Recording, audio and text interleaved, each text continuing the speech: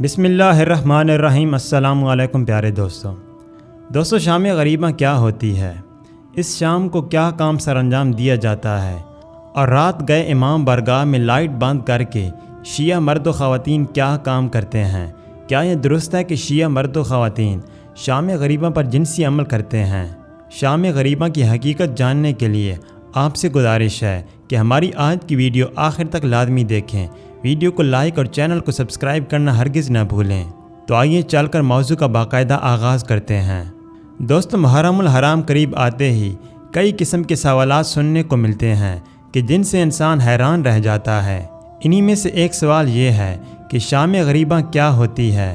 اکثر افراد شام غریبہ کے حوالے سے شرمناک گفتگو کرتے بھی دیکھے گئے، جس کو سن کر بیشتر لوگ شیعہ حضرات کو برا بھلا کہتے ہیں۔ شام غریبہ دراصل اس شام کو کہتے ہیں جو معرکہ کربلا کی پہلی شام تھی، جس شام کو یزیدی فوجوں نے شہدائے کربلا کی لاشوں کی بے حرمتی کی تھی۔ انہیں شہید کرنے کے بعد ان کی لاشوں پر گھوڑے دوڑائے تھے اور ان کا مسلح کیا تھا۔ یزیدیوں نے اپنے مقتولین کو دفن کر دیا، لیکن شہدائے کربلا 2 دن تک بے گور و کفن کربلا کے تپتے میدان میں پڑے رہے۔ پھر تیسرے دن ایک قبیلے والوں نے ان پر نماز جنازہ ادا کر کے انہیں دفن کیا۔ خانوادہ رسول صلی اللہ علیہ وآلہ وسلم کی حرمات کو سرعام گلی کوچوں میں پھیرایا گیا۔ یہ کربلا کی پہلی شام تھی جس میں خانوادہ رسول صلی اللہ علیہ وآلہ وسلم اور حضرت امام حسین رضی اللہ تعالیٰ عنہ کے ساتھ مسلمانوں پر ظلم و ستم کے پہاڑ ڈھائے گئے۔ اگر اصطلاحی معنی دیکھیں تو لفظ غریب کا ایک معنی وطن سے دور رہنا ہے، اور بعض اوقات جو بے یار و مددگار اور اکیلا رہ گیا ہو اس کے لیے بھی استعمال ہوتا ہے۔ شام غریبہ میں جو لوگ اپنے وطن سے دور، اکیلے اور بے یار و مددگار رہ گئے تھے، ان کے تمام افراد قتل کیے جا چکے تھے۔ صرف بچے، خواتین اور کچھ ضعیف و بیمار باقی رہ گئے تھے۔ ان کی بے کسی و عالم تنہائی و غم کے لیے استعمال ہوا ہے۔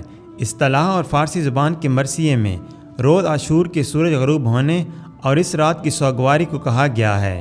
ایک روایت یہ عام کی گئی کہ شام غریبہ میں شیعہ عقیدے سے تعلق رکھنے والے مرد و خواتین امام بارگاہ میں جمع ہوتے ہیں اور مرکزی گیٹ کو تالا لگا دیا جاتا ہے۔ پھر ایک ذاکر آ کر کچھ پڑھتا ہے، آخر میں لائٹس بجھا دی جاتی ہیں، جس کے بعد مرد و زن جنسی عمل کرتے ہیں۔ اس عمل کے نتیجے میں پیدا ہونے والے بچے کو ذاکر بنایا جاتا ہے۔ کیا یہ سب کچھ درست ہے؟ اس حوالے سے ایک اہم واقعہ آپ سے شیئر کرتے چلیں، جس سے سن کر آپ کو معلوم ہو جائے گا کہ شام غریبہ کی حقیقت کیا ہے۔ یہ واقعہ ایک دیہاتی لڑکے کا ہے جس کے ذہن میں بھی شروع دن سے یہ سوال گردش کرتا تھا کہ شام غریبہ میں کیا کیا جاتا ہے۔ یہ لڑکا کہتا ہے کہ میں ایک گاؤں میں رہتا تھا اور گاؤں میں ایک ہی مسجد تھی۔ جو تعلیم اس مسجد کے مولانا بچوں کو دیا کرتے، بچے اس سے ہی اڈاپٹ کر لیتے۔ میں بھی بچپن سے ہی سنتا آیا تھا کہ شام غریبہ میں شیعہ حضرات ایک امام بارگاہ میں جمع ہوتے ہیں اور پھر جس سے جو عورت ملے وہ اس سے جنسی عمل کرتا ہے۔ اس عمل کے نتیجے میں پیدا ہونے والے بچے کو سب سے پہلے امام بارگاہ کی خدمت کے لیے وقف کر دیا جاتا ہے، اور پھر جب وہ جوان ہوتا ہے تو اسے ذاکر بنا کر شیعہ عقیدے کی تبلیغ کی جاتی ہے۔ وہ لڑکا کہتا ہے کہ جب میں بھی اس قسم کی باتیں سنتا تو شیعہ عقیدے سے نفرت کرنے لگتا۔ خیر دن گزرنے لگے اور میں پڑھائی کے سلسلے میں شہر کے ایک کالج میں داخل ہو گیا۔ یہاں میرے کئی ایک دوست تھے جن میں سے ایک شیعہ بھی تھا۔ ایک دن میں اور چند دیگر طلباء بیٹھے تھے کہ اتنے میں وہ شیعہ لڑکا بھی ہمارے پاس آ بیٹھا۔ اس کے آنے سے مجھے وہ سارے سوالات یاد آ گئے جنہیں میں بچپن سے اپنے ذہن میں لیے گھوم رہا تھا اور اکثر سوچتا تھا کہ کیا ایسا بھی ہو سکتا ہے۔ اس دیہاتی لڑکے نے بتایا کہ جیسے ہی وہ شیعہ لڑکا ہمارے پاس آ کر بیٹھا تو میں نے فوراً سے یہ سوالات کر ڈالے۔ یہ سن کر وہ لڑکا غصے سے لال ہو گیا، لیکن اس نے غصے پر قابو پاتے ہوئے یہ کہا کہ ایسا کچھ بھی نہیں ہے، یہ سب جھوٹ ہے۔ یہ کہہ کر وہ چل دیا۔ تقریباً 3 ماہ گزرے تو محرم سٹارٹ ہو گیا۔ ایک دن وہ شیعہ لڑکا میرے پاس آیا اور کہنے لگا کہ تم شام غریبہ کی حقیقت جاننا چاہتے ہو نا، اس بار تم شام غریبہ میں میرے ساتھ امام بارگاہ چلو۔ اگر تمہاری باتیں درست ہوئیں تو میں بھی شیعہ عقیدہ چھوڑ دوں گا۔ دیہاتی لڑکا کہتا ہے کہ میں نے اس کے ساتھ جانے کی حامی بھر لی کیونکہ مجھے حقیقت جاننی تھی۔ کچھ دنوں میں 10 محرم آ گئی اور شام کے وقت وہ شیعہ لڑکا میرے گھر آیا اور کہنے لگا چلو آج میں تمہارا سارا سچ دکھاتا ہوں۔ یہ کہہ کر اس نے مجھے اپنے ساتھ چلنے کو کہا۔ رات تقریباً 9 بجے ہم امام برگاہ پہنچے تو دیکھا کہ مرد و خواتین بڑی تعداد میں امام برگاہ آ رہے تھے۔ مرد مرکزی گیٹ سے داخل ہو رہے تھے اور خواتین پچھلے حصے میں موجود ایک چھوٹے سے گیٹ سے داخل ہو کر دوسری منزل تک جا رہی تھیں۔ میں اور میرا دوست بھی امام برگاہ میں داخل ہو گئے اور زمین پر بچے قالین پر بیٹھ گئے۔ کچھ دیر بعد ایک ذاکر صاحب سٹیج پر آئے تو تمام لائٹس آف کر دی گئیں اور صرف سٹیج والی لائٹس ہی آن رکھی گئیں۔ آتے ہی ذاکر صاحب نے کہا انا للہ و انا الیہ راجعون۔ یہ سنتے ہی تمام افراد دھاڑے مار کر رونے لگے اور اس جملے کو 3 بار دہرایا گیا۔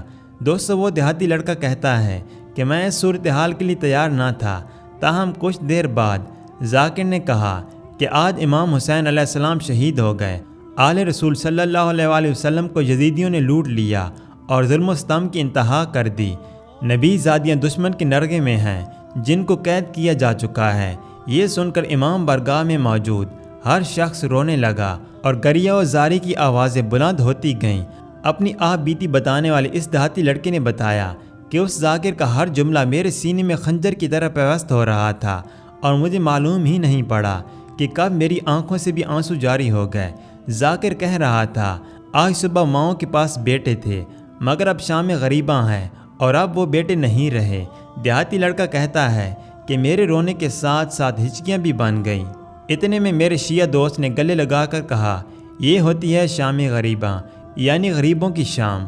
خاندان مصطفیٰ صلی اللہ علیہ وآلہ وسلم کے کٹ جانے کے بعد ان کے خاندان کی بے کسی کی شام، خاندان پیغمبر کے صحرا میں بے یار و مددگار ہو جانے کی شام، ایسی شام جس پر اہل ایمان کی آنکھیں پانی اور دل خون کے آنسو روتا ہے۔ یہی شام ہے جس میں روایات ام سلمہ کے مطابق خاتم الانبیاء روتے تھے۔ رونے کی شام، آہو بقا کی شام، اور یہی شام غریباں ہے۔ میں نے اپنے دوست سے ہاتھ جوڑ کر معافی مانگی۔ اس نے کہا میں تم سے ناراض ہوا ہی نہیں تھا کیونکہ ہمیں معلوم ہے جدیدیت موجود ہے۔ میں حیران ہوتا ہوں کہ اس دور میں بھی اتنا غلط پروپیگنڈا اتنا کامیاب ہو سکتا ہے، یعنی اس بات میں کوئی صداقت نہیں کہ شام غریباں کو شیعہ حضرات امام برگاہ میں غلط کاری کرتے ہیں۔ یہ بات تفرقہ پھیلانے والوں اور لوگوں کو اسلام سے دور لے جانے والوں کی جانب سے کی گئی، کیونکہ شیعہ حضرات امام برگاہ کو مسجد یعنی اللہ کے گھر کا درجہ دیتے ہیں، اور بھلا کیسے کوئی مسلمان مسجد کے اندر ایسے کام سر انجام دے سکتا ہے؟ ناظرین گرامی، بلا شبہ واقعہ کربلا اسلامی تاریخ کا ایک عظیم سانحہ ہے، جبکہ تاریخ عالم میں حق و باطل کا یہ سب سے بڑا معرکہ سمجھا جاتا ہے، جہاں ایک طرف ریاست پوری طاقت کے ساتھ کھڑی تھی جبکہ دوسری طرف نواسہ رسول صلی اللہ علیہ وآلہ وسلم حضرت امام حسین علیہ السلام اپنے چند ساتھیوں اور اہل خانہ کے ہمراہ میدان کربلا میں ایک نظریے کے ساتھ کھڑے تھے، اور وہ نظریہ سیاسی آزادی مفاد کا نہیں بلکہ دین اسلام کی سربلندی کا نظریہ تھا۔ یہ معاملہ صرف بیعت کا نہ تھا۔ جب اقتدار کی طاقت کے نشے میں یزید نے اسلامی سیار کا مذاق اڑایا اور حدود اللہ میں تبدیلیاں کرنے کی ناپاک جسارت کی، حرام کو حلال قرار دینے کی کوشش کی گئی، تو اس وقت نواسہ رسول صلی اللہ علیہ وآلہ وسلم جگر گوشہ بطول امام علی علیہ السلام کے لخت جگر امام عالی مقام حضرت امام حسین علیہ السلام نے قیام فرمایا اور دین اسلام کو بچانے کے لیے اپنے معصوم بچوں کو بھی میدان میں لے آئے اور اپنی جانوں کا نذرانہ پیش کر کے دین اسلام کو ہمیشہ کے لیے سربلند کر دیا۔ دوستو، واقعہ کربلا ہر اس انسان کی آنکھوں کو ترک کرتا ہے جس کے دل میں انسانیت کا درد ہو۔ یہ ویڈیو بنانے کا مقصد حقیقت سے پردہ اٹھانا تھا، نہ کہ کسی کی دل آزاری کرنا۔